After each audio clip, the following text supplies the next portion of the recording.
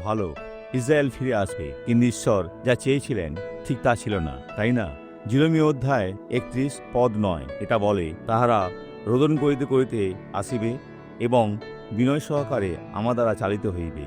আমি তাহাদিওকে জলস্রোতের নিকট দিয়া সরল পথে গমন করাইব। সে পথে তাহারা হোঁচট খাইবে না, কারণ আমি ইসরায়েল এবং ইফ্রাইমের পিতা, যা সামরিয়ান পুরাতন রাজ্য এবং আমাদের প্রথম সন্তান।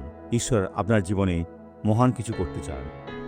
কিন্তু কেন ইফ্রাইমকে প্রথম জাতি বলা হয়েছে, যদি সে একজন মিশরীয় থেকে জন্ম নেয়?